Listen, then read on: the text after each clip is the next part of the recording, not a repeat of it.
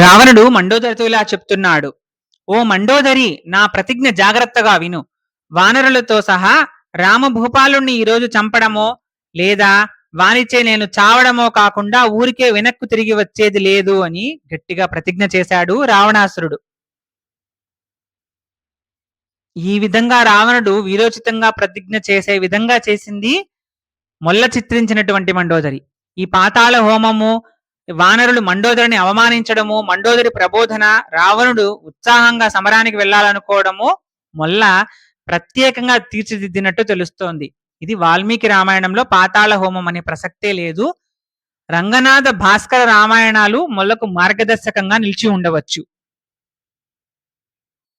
ఇలా వీరరసం పొంగి పొరలే విధంగా ప్రతిజ్ఞ చేసి తన పట్టపు దేవిని ఓదార్చి రావణుడు కొలువు కూటానికి వచ్చి అక్కడ 10 తలలో 20 చెవులు 10 తలలలో 20 చెవులలో 10 కంఠాలలో రొమ్ము మీద నడుము మీద అందమైన పాదాలకు ఆయా నగలు అలంకరించుకొని ఆశ్చర్యపడేలా మోహనాకృతితో రావణుడు అతిశయిస్తున్నాడు.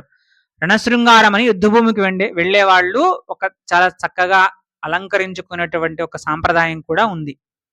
రావణాసురుడు శరీరానికి అధికంగా గంధము పూసుకుని పూలమాలలు వేసుకుని వస్త్రాలు కట్టుకుని రణభేరి మ్రోగింపజేసి పట్టుదలతో వీరులైన రౌతులను పిలవమని ఆజ్ఞాపించాడు.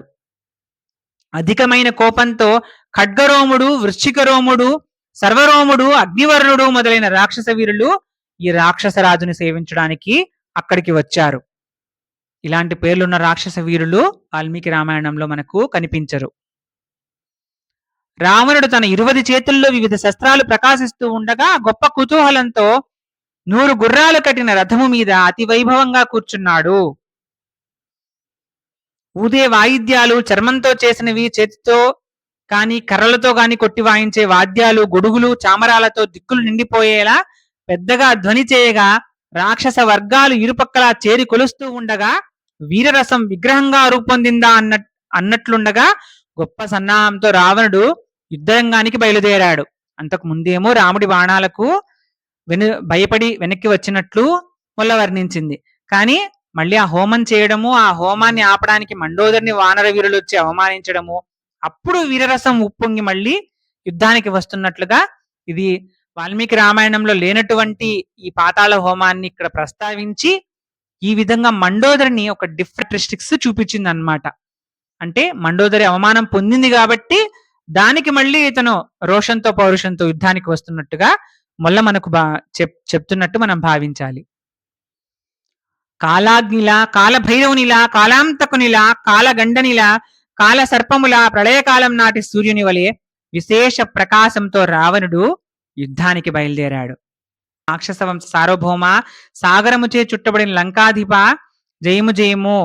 ఇంద్రుని భద్రగజమును హరించిన నేర్పరి, వంకరగా మెలికలు తిరుగుతూ ప్రకాశించే అగ్నిహోత్రుని భేదించేవాడా, యముని సంపదను విచ్ఛిన్నం చేసిన వాడా, బలిచక్రవర్తి శోభను చింద్రవందర చేసిన వాడా, సముద్ర జలమును ఇంకింపగల బడబానలమా, వాయువును నిర్బంధించిన వాడా, నియంత్రించిన వాడా, కుబేరుని వారింపరాని గర్వమును హరించిన వాడా, ఈశ్వరుని ఐశ్వర్యమును వారింప యత్నించిన వాడా, నవగ్రహానుగ్రహమును నిగ్రహించిన వాడా, అలంకరించుకున్న 10 తలలు కలవాడా, కైలాస పర్వతమును పెకలించి పంతి ఆటగా వినోదించిన వాడా, ఈశ్వరుని పాదపద్మములను శిరస్సులనే పద్మములనే పూజింప సమర్థుడా, పుష్పకారూఢుడై దిగంతములను తిరిగినవాడా, బ్రహ్మవంశ ప్రదీపక, త్రిలోక విజయ, రావణేశ్వర, జయుడవు కమ్ము, దిగ్విజయుడవు కమ్ము అని రావణాసురుడికి జయ జయధ్వానాలు వినిపిస్తున్నాయి.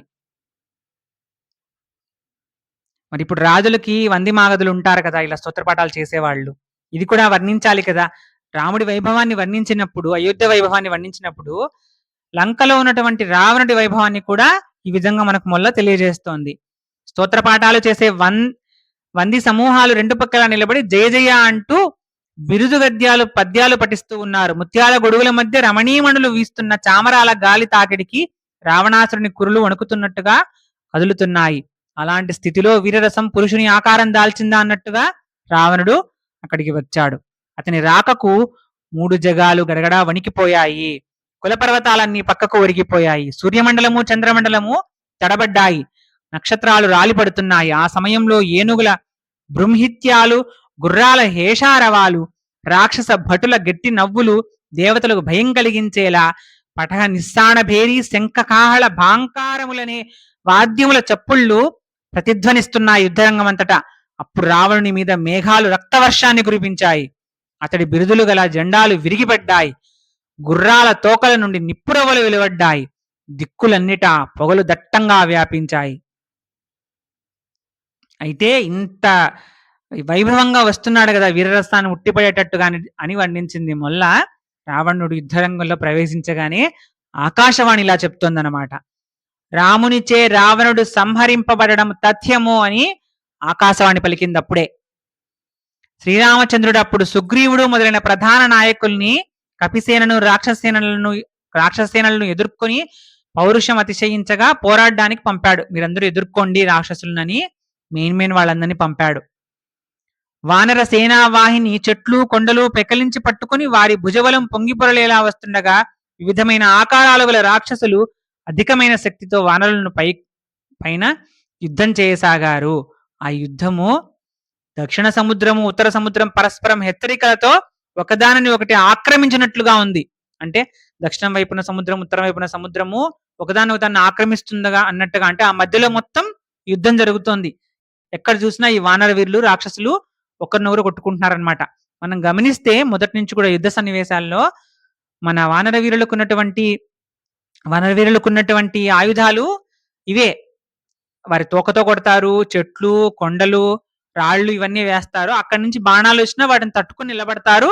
ఆ బాణాలు వాళ్ళకు గుచ్చుకున్నా కూడా మళ్ళీ వాళ్ళ పిడిగుద్దులతో వెళ్ళి రాక్షసులను సంహరిస్తారు. ఆ విశేషమైన యుద్ధాన్ని దేవతలు ఆకాశం నుండి చూస్తూ ఉన్నారు. ఏనుగుల చేత తొక్కించి గుర్రాలను వేగంగా పరిగెత్తించి శత్రువులను పడవేసి రథాలు వేగంగా నడిపి తలలు ఖండించి కాలిభటులను చెలరేగి పొడిచి రాక్షస వీరులు ఎదుర్కొనగా వానర వీరులకు పట్టుదల కలుగగా ఉత్సాహంతో చెట్లను రాళ్లను వేగంగా వారి మీద ప్రయోగించారు. పర్వతాలను పెరికి తెచ్చి ప్రయోగించి శత్రువులను చంపారు. వానర వీరులు దానవుల మీద రాళ్ల వర్షం కురిపించారు. ఆ వర్షానికి తట్టుకోలేక రాక్షసులు తమ జుట్టు ముడులు విడిపోగా కలవరపాటుతో పరుగెత్తి పారిపోయారు. ఎత్తైన గొప్ప రథాల మీదకు గెంతి తమ గొప్ప పరాక్రమంతో విరగదొక్కుతున్నారు వానర వీరులు. ఏనుగుల దంతాలు పట్టుకొని వేగంగా గుండ్రంగా తిప్పి నేల మీద వాటి శరీరం మొత్తం చితికిపోయే విధంగా కొట్టారు. మంచి పూనికతో గుర్రాల సమూహాల తడబడే కాళ్లు విరిచి పట్టుకొని పెద్ద పెద్ద ముక్కలుగా కొట్టి కాలిభటుల మీదకు వెళ్లి వారి ఆయుధాలతోనే వారిని చుట్టేసి ముక్కముక్కలుగా కొట్టి గొడుగులు కూల్చేసి చామరాలు విరిచి సంతోషంతో బొబ్బలు పెడుతూ బిరుదులు వ్రాసిన జెండాలు చింపేసి వివిధ వాద్య సమూహాల్ని ఏమి శ్రమపడకుండా నేల మీదకు పడవేసి రాక్షస సమూహాలన్నింటినీ వానరులు వెళ్ళగొడుతున్నారు యుద్ధరంగం నుంచి. ఈ వీడియో మీకు నచ్చితే లైక్ చేసి షేర్ చేయండి. ఇలాంటి మరిన్ని వీడియోల కోసం ఈ ఛానల్ని సబ్స్క్రైబ్ చేయండి. శ్రీరామ జయం.